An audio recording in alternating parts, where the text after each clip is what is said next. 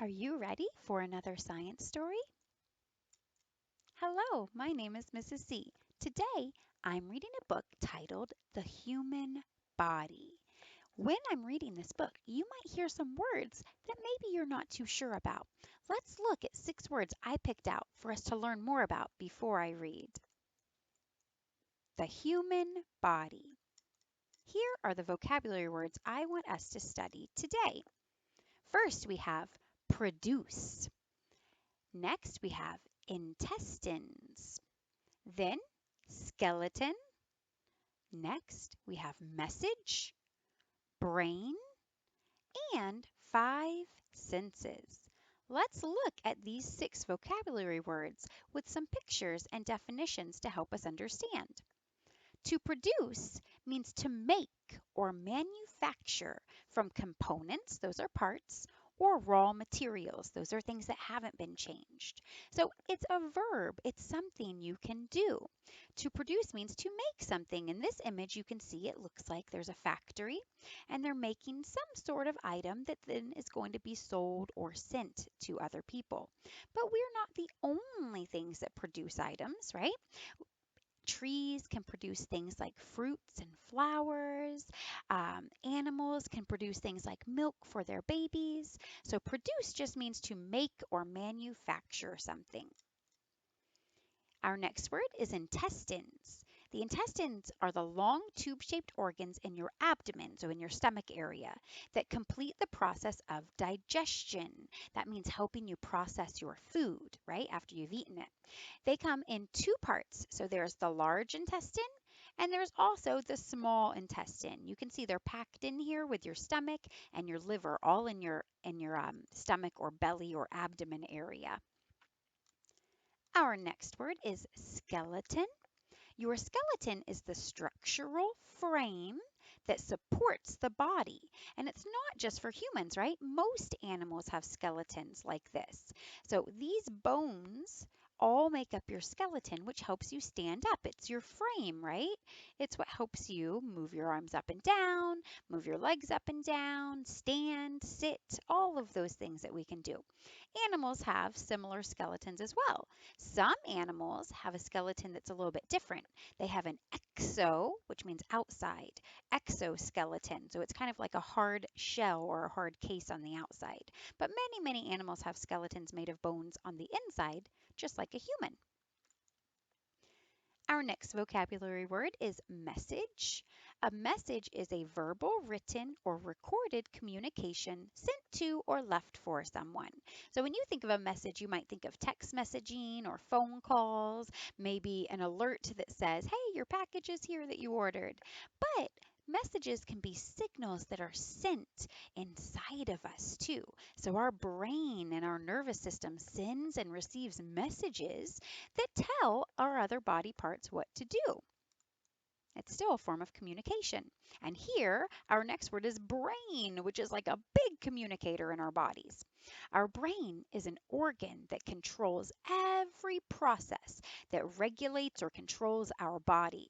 That's things like thought, memory, touch, vision, breathing, and even more. So here's a diagram of the human brain.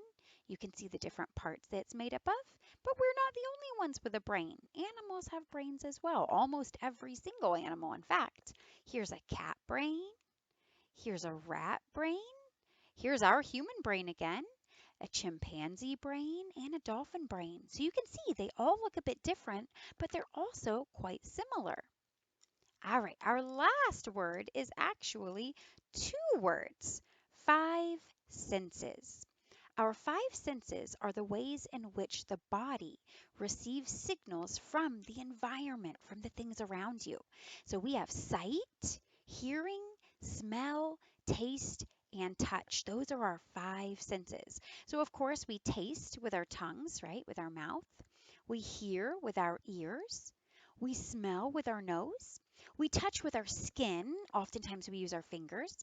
And we see with our eyes. So this is what we use to receive signals from the things around us, what we can see, what we can hear. It all provides our brain and our body information about what is going on.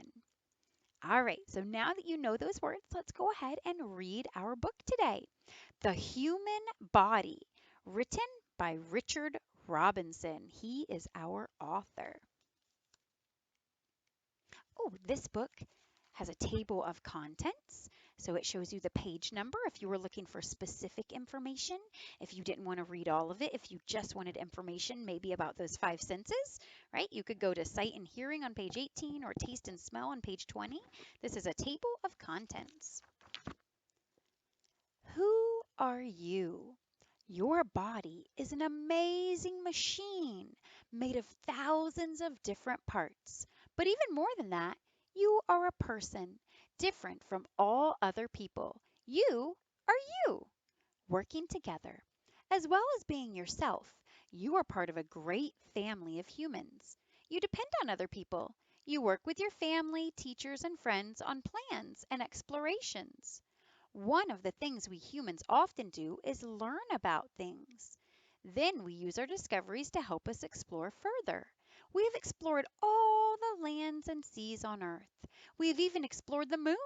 We might go and explore Mars soon, too. We have also explored the human body and how it works. This book is about what we have discovered. Cells. Your body is built from tiny units called cells, just as a house is built from bricks. Most cells contain a headquarters called a nucleus. It contains instructions for building and running the whole body, written using a substance called DNA.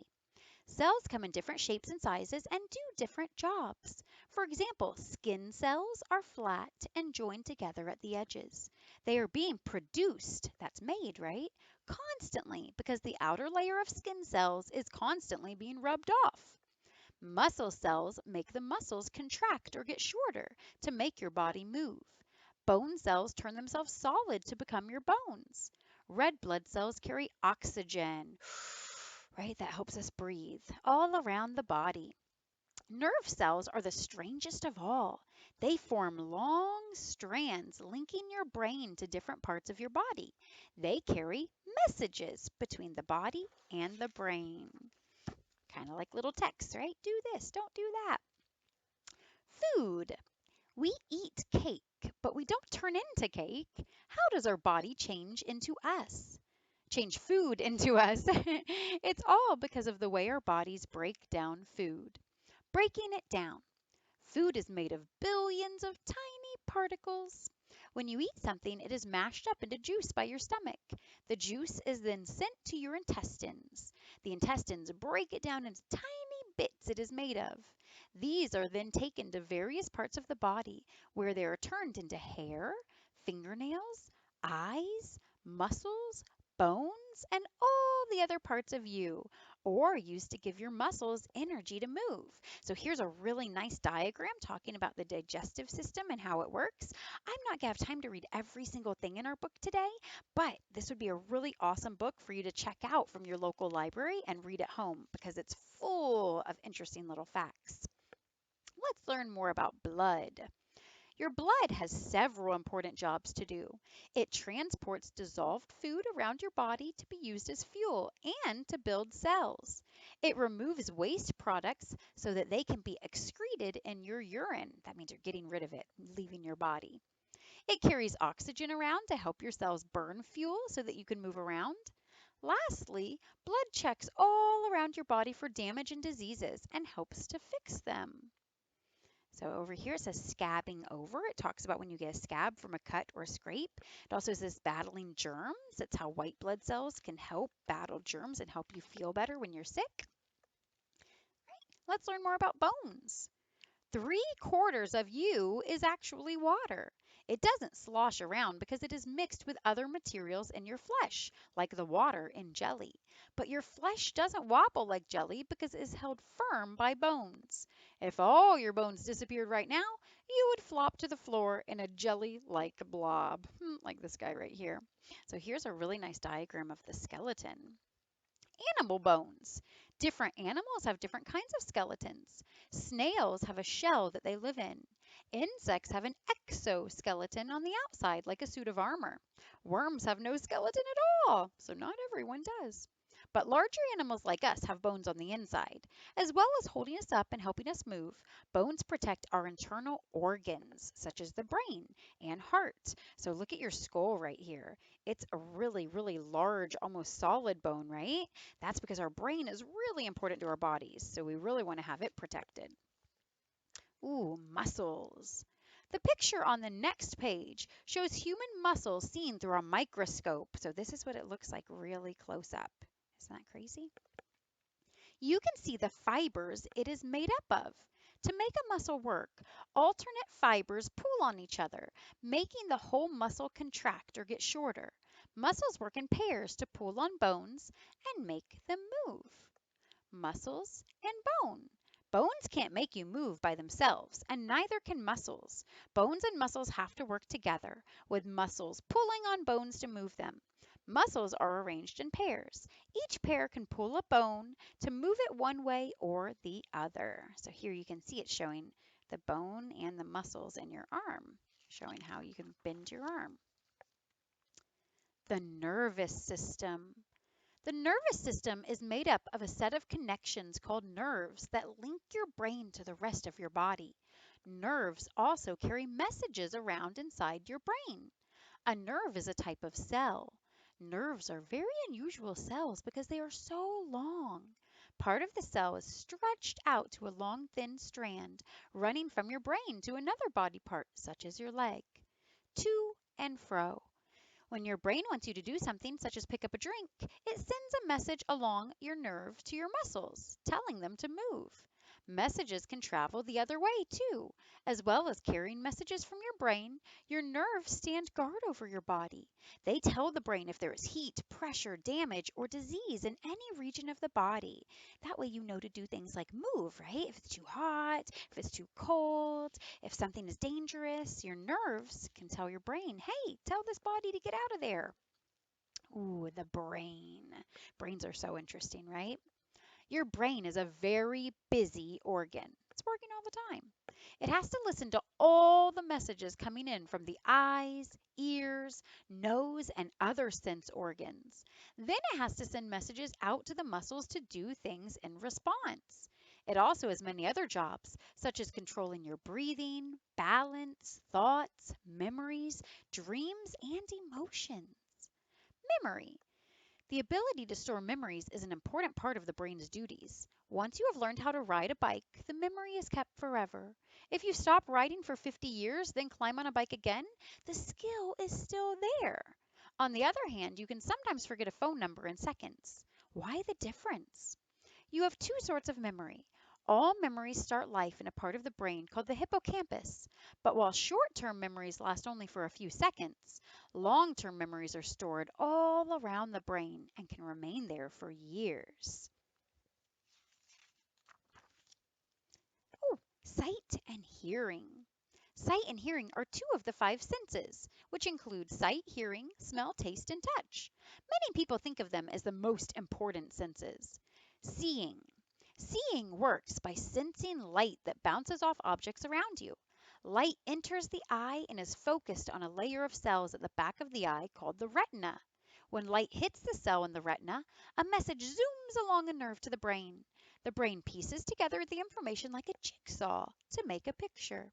The retina has color receptors called cones that can detect green, blue, and red light. Other receptors called rods can detect white light. Hearing. Your sense of hearing lets you detect sounds. Sound travels through the air as a series of vibrations, which rattle against a delicate piece of skin inside your ear called the eardrum. The vibrations are passed deep into your ear, where they are turned into signals that are sent to your brain. The brain examines the signals and then works out the sounds. So you can see these diagrams. This one says how the eye works. This one says parts of the ear. So this book is chock full of extra information I'm not going to get to read today. So I really suggest maybe seeing if your library has this book and reading it all to yourself. Taste and smell. Two more of the five senses are very similar to each other in a lot of ways.